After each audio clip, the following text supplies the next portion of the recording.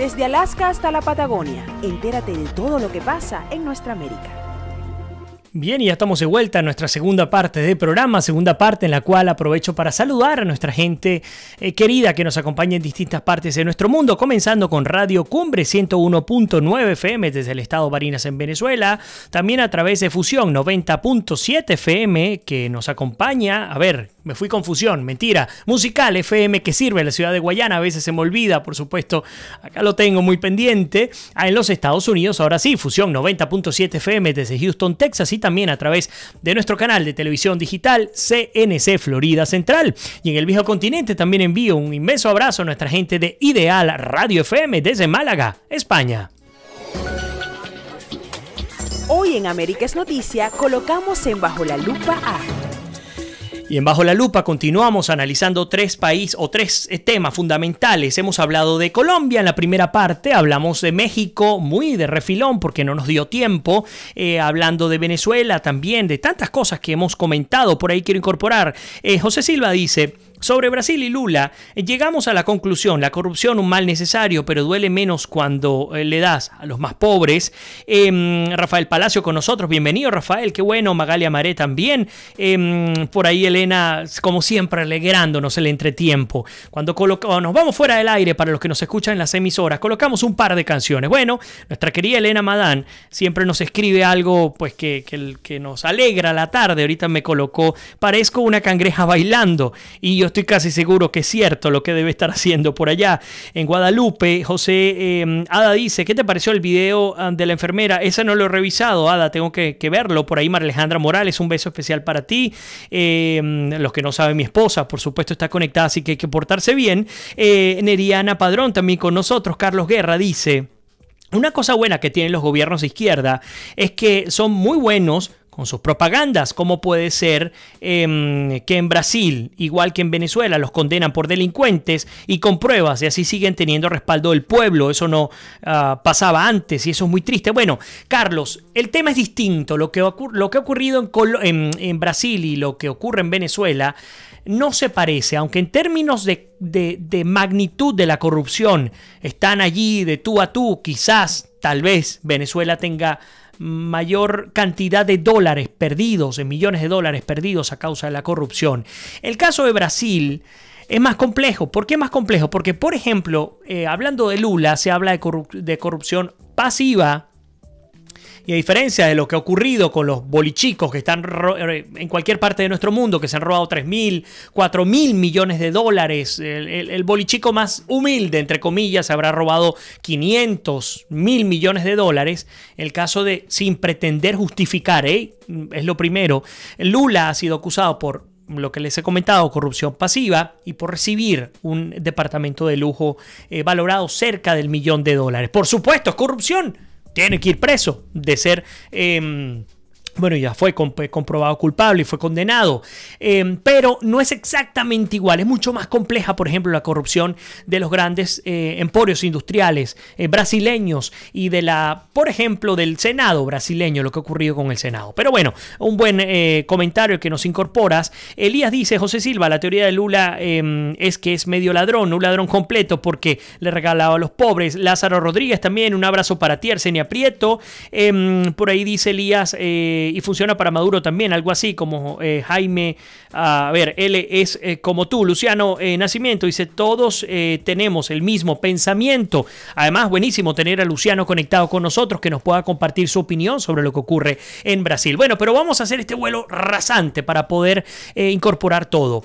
Entonces, Duque ha dicho, en América Latina no debe seguir indiferente ante Venezuela, ante la problemática que vive Venezuela. Y Venezuela llegó hasta donde llegó porque pasaron 20 años y me disculpan que está bastante duro el audio acá, pasaron 20 años.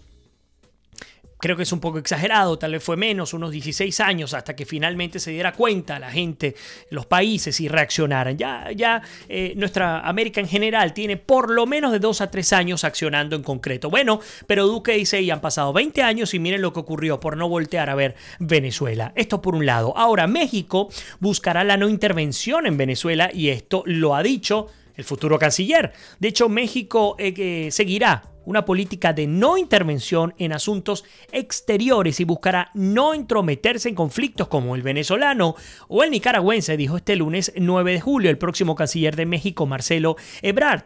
México va a seguir una política exterior respetuosa de la no intervención, porque es la orientación que tenemos, apuntó este lunes Ebrard en una entrevista con Radio Fórmula. Aquí ya comenzamos a ver cambios importantísimos en México, de pasar a tener un canciller como Luis Videgaray, que llevaba la bandera de la libertad en la OEA y en cuanto foro pudiese abrirse, criticando abiertamente lo que ocurría en Venezuela. Y ahora vemos el nuevo canciller, Marcelo Ebrard, que ha dicho, no, la doctrina Estrada se vuelve a establecer en México, no intervención en los asuntos internos de Venezuela y de Nicaragua. Por supuesto, a los venezolanos nos afecta esto. ¿Y por qué nos afecta? Porque es un país muy poderoso, el segundo país más poderoso de nuestra América Latina en términos sobre todo económicos, culturales.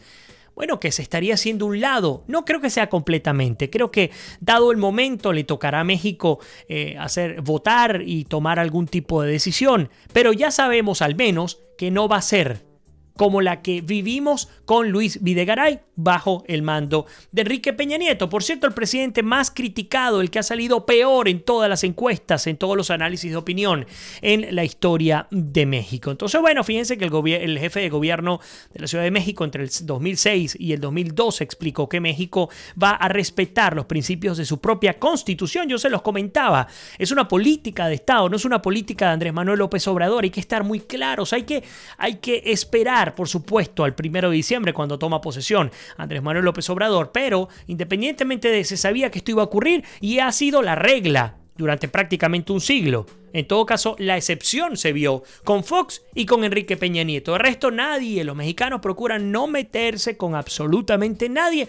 Es su política, hay que respetarla, tiene su lógica, aunque muchos puedan no compartirla. Entonces, esto por este lado, hemos hablado de Colombia, de México, pero ahora hay que entrar a Venezuela. ¿Por qué? Porque el chavismo ha evaluado, digamos, se está moviendo. Lo primero, está procurando revocatoria a los diputados del Parlamento, que lo ha dicho este constituyente, un hombre que nos avergüenza, si no a todos, a la inmensa mayoría de los venezolanos. Pedro Carreño, cada vez que puede nos deja peor, es como que si fuese su rol avergonzar a los venezolanos. Sabemos que el objetivo fundamental era destruir al Parlamento venezolano, al Poder Legislativo. Ya esto ocurrió. Para muestra un botón, cuando se nombra a Diosdado Cabello, algunos dicen que es el poder, detrás del poder, lo nombran presidente de la supuesta Asamblea Nacional Constituyente. ¿Qué decían?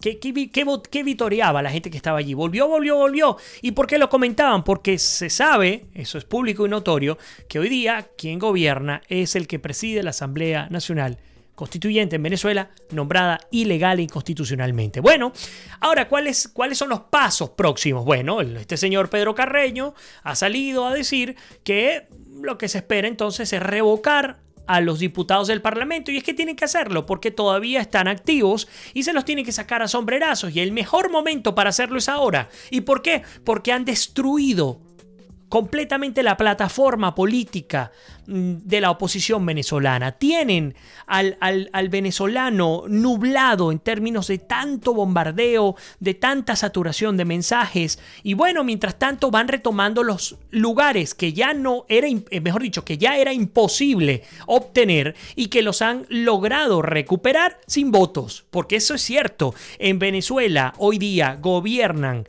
los que han tomado cargos de elección popular sin el apoyo popular. Suena extraño, pero puede ocurrir cuando tú trazas una estrategia para destruir completamente a ver cómo lo explico, la manera de entender la democracia en un país. Eso ocurrió en Venezuela y sigue ocurriendo en Venezuela. Ahora, no solo se queda allí, y ya voy a incorporar los comentarios, sino que no solo que van a lanzar revocatorios en contra de los diputados de una Asamblea Nacional legítima, pero que ha sido despojada de su investidura, sino que además ahora salen a pregonar por todo el mundo, porque no es solamente Pedro Carreño.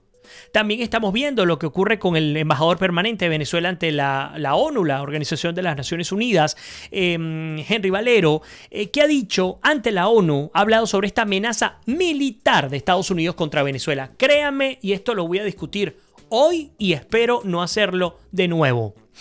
En Venezuela, el régimen tanto de Chávez como de Maduro gobernó a punta de potes de humo. Y disculpen que sea tan coloquial con lo que les estoy diciendo. Se encargó de saturarnos de mensajes, ciertos o no, saturarnos de mensaje e ir cambiando la dinámica de la discusión de la opinión pública muy sabiamente, distrayéndonos, separándonos del foco principal.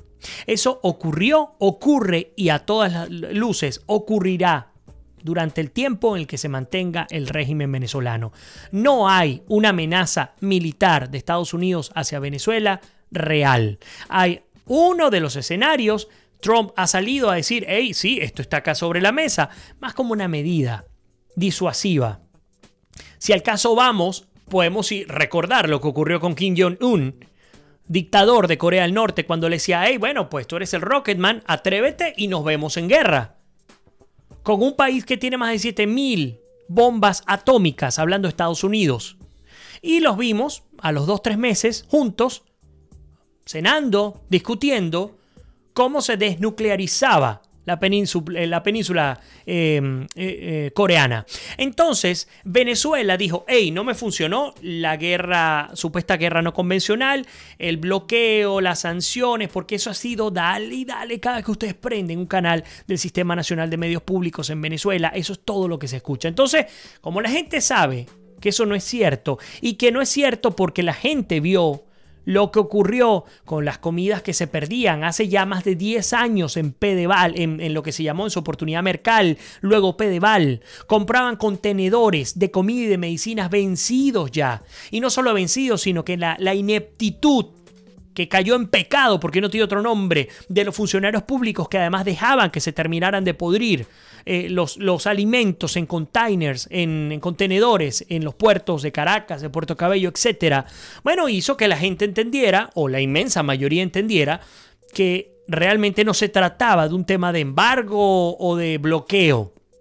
Ante tal realidad, ahora el nuevo discursito del régimen venezolano es, bueno, nosotros estamos preparados porque sabemos que Estados Unidos es ahora una amenaza militar en contra de Venezuela. Fíjense que, por ejemplo, Valero condenó que el Grupo de Lima emitiera una nueva declaración en el Consejo de Derechos Humanos, plagada de mentiras contra Venezuela, según reseñó el portal oficialista ABN.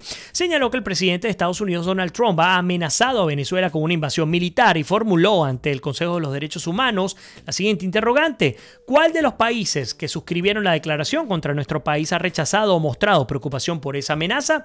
Aseguró que las dificultades económicas y sociales que impactan la calidad de vida de la población venezolana han sido provocadas, que es lo que les he comentado, principalmente por la acción injerencista del gobierno norteamericano, como si esto tuviese 2 años de existencia. El sufrimiento del pueblo venezolano es de larga data, de vieja data. No tiene 2 días el pueblo venezolano pasando lo que ha pasado hasta ahora. Fíjense que continúa con su discurso, con la cartilla, diciendo: las sanciones estadounidenses prohíben que Venezuela pueda acceder a la compra de medicamentos, alimentos y bienes de capital producidos en otros países, constituyendo graves violaciones a los derechos humanos, pues causan muerte y dolor a las familias venezolanas, según indicó citando el boletín. Es decir, Venezuela no es culpable, no somos responsables, somos las víctimas, refiriéndome al régimen. Valero, Cabello, Maduro, ellos están haciendo todo lo posible para poder conseguir medicamentos, pero Estados Unidos se ha encargado de asesinar al pueblo venezolano. Ese es el metamensaje que pretende posicionar el régimen de Maduro. Para que entendamos la dinámica de un país que destruido no le queda otra que engañar.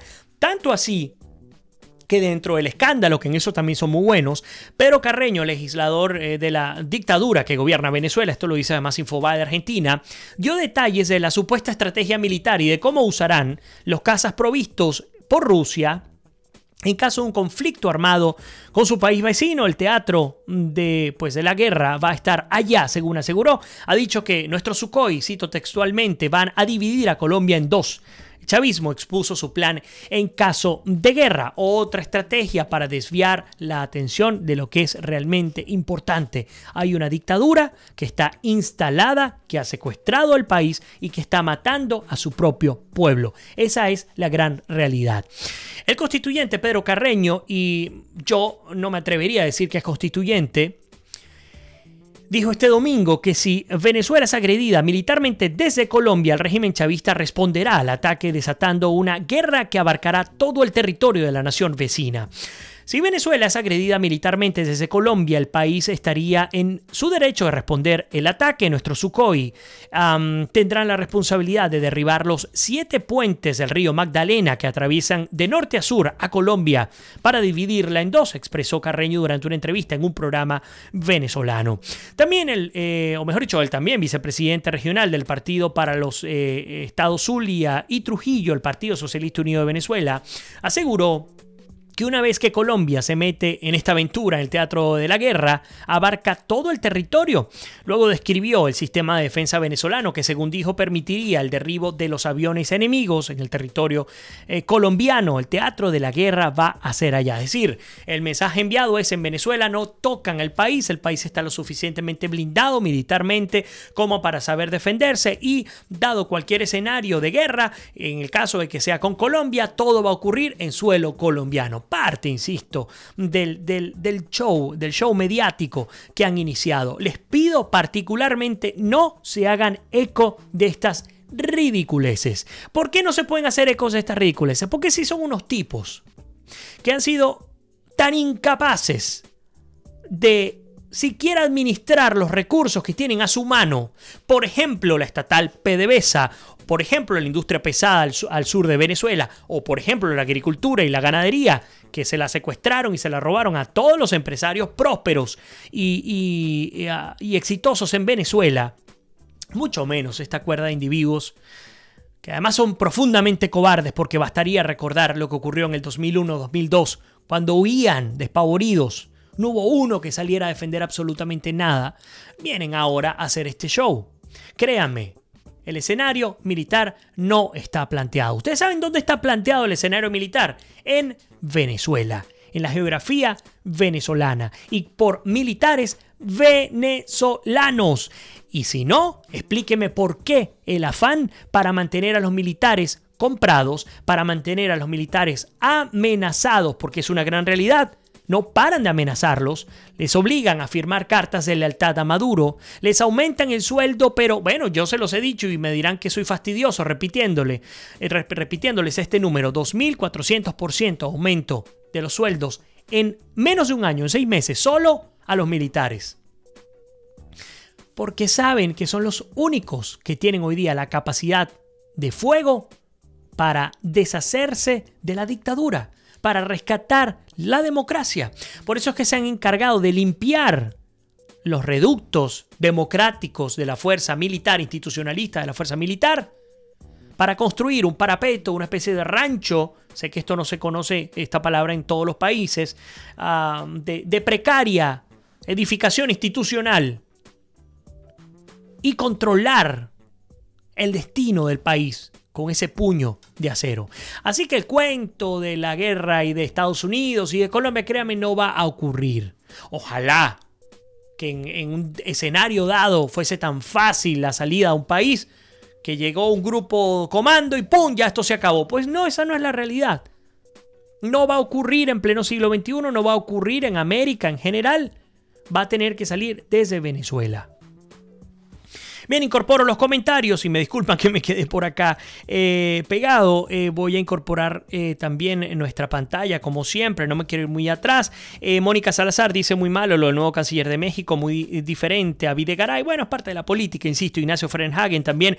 Por cierto, se me olvidó, ahora que veo a Ignacio lo digo: feliz día de la independencia a nuestros hermanos argentinos, han estado celebrando. Macri, por cierto, vi parte de su discurso donde hacía mea culpa también de lo que ocurre hoy día en términos económicos y de de inestabilidad en Argentina. Bien interesante escuchar el discurso de Macri con detenimiento. Así que bueno, felicidades Ignacio por el Día de la Independencia o por la celebración, la conmemoración de la independencia en Argentina. A ver, Beatriz Wasserman, que está por allí, dice: en un mundo globalizado, la doctrina Estrada es obsoleta. Claro que de esta doctrina se aprovechará AMLO. Sí, yo también me pregunto eso, Beatriz, pero también está ocurriendo acá en Estados Unidos cuando se habla de la globalización y por otro lado se habla del intervencionismo económico de Donald Trump, que ha sido ampliamente criticado por las transnacionales. Es similar, uno en términos políticos, otro en términos económicos. Carlos Guevara dice: no creo que México deje de intervenir en Venezuela porque Maduro financió a López Obrador e intervendrá y no para bien. Ellos dicen y ofrecen y no cumplen. Bueno, habría que confirmar si el financiamiento finalmente se dio o no. Lo que es una realidad es que López Obrador llegó con un apoyo popular histórico. Más del 53% de los mexicanos querían un cambio y vieron en López Obrador, o por hartazgo o por castigo, o por rechazo a lo tradicional, que al fin y al cabo las tres cosas son prácticamente lo mismo, apostar a un nuevo actor que no es nuevo en la política, pero que pudiera significar una buena carta. Como yo lo dije en el programa hace un par de días, a mi juicio es una lotería. Ojalá que salga para bien, como ocurrió en Ecuador. A ver, Alba Montilva nos dice: qué descaro de esta carroña, cómo han destruido todo, ya no hay noticieros en el país que den a conocer la crisis política que se vive. Nuestra queridísima Lina Escobar con nosotros finalmente. Ada Salas también hablando del tema de Henry Ramos Salud. Ha salido de Acción Democrática, la mesa de la Unidad Democrática, y Ramos Salud, su familia, sus hijos, sus cuñados, su esposa, han salido también a relucir en términos de escándalos de corrupción, algo que no es nuevo y que en algún momento nos tocará analizarlo acá en el programa. Ruth de Alcocer también. Elías Prato dice: Ada, si eso es cierto, o si eso es cierto, se hará público con toda la seguridad. Mientras tanto es puro chisme, eso es correcto, pero hay ya investigaciones en torno al tema. Carolina Ruiz también. Beatriz dice: el embajador de Venezuela en la ONU, Jorge Valero, cierto, y la alterna es la hija pues del Galáctico, refiriéndose a Chávez, a María Gabriela. Milagros Calzadilla, la supuesta guerra económica, ese disco está rayado, es tal cual lo que acabamos de comentar, y ahora entonces se va a otro estilo. Aparte de guerra económica, no es que el tema militar, la amenaza militar es inminente. Bueno, para tratar de desviar la atención, una nueva oportunidad. Mariela Llerena dice: qué difícil es que en Venezuela estar pendiente de lo que ocurre a diario y buscar qué comer. Ya no tenemos poder adquisitivo para comprar la comida, bañarse, lavar la ropa o comprar medicinas. Esa bolsa ni las venden a los docentes por 800.000 bolívares y las comunidades en 35.000, y trae menos productos, refiriéndose por supuesto a las cajas de CLAP. José Silva dice: Carlos, cuando llega el poder Obrador, hablamos, el poder obliga. Si llegas, bueno, vamos a ver qué ocurre. Elena dice: no me fío de esa política de no intervención del nuevo gobierno mexicano. Pienso que preparan el terreno para que en un futuro, o mejor dicho, para en un futuro justificar su abstención en cuanta votación los comprometa. ¿Por qué entonces AMLO ha criticado con vehemencia a Trump en una entrevista en YouTube? Eso es cierto, en el caso de Trump ha sido directo. AMLO no está al tanto de la cantidad de cubanos que están mandando a todos los niveles en Venezuela. Pues si no lo está, que se informe. Su obligación, la política ha dejado de ser de cada país para convertirse en algo regional. No hay otra si queremos rescatar la libertad y la democracia en América Latina. Ada dice: sí, ahora son unos angelitos, pero ya nadie les cree. Clara Salazar, también un abrazo y un beso enorme para nuestra querida Clara. Milagros dice: exacto, Vladimir, son los dueños de la mentira. Esta gente dan pena. Por ahí José Silva dice: pero Carreño es una iguana. Ada también con estos payasos vestidos de verde, refiriéndose a los militares venezolanos, o buena parte de los militares venezolanos. José Silva dice: lo importante es Colombia, México está lejos.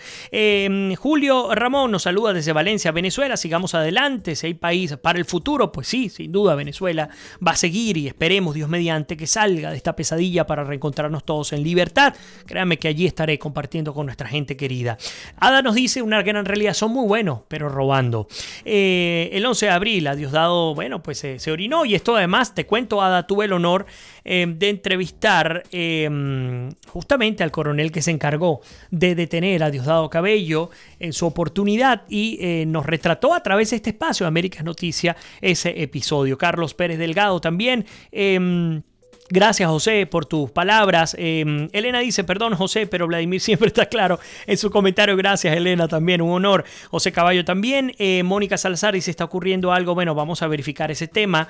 No lo tengo a mano. Vamos a ver qué más tenemos por acá. Bueno, Elena nos reporta que hay problemas de conexión. Leticia Ortega, Belinda Martínez también con nosotros.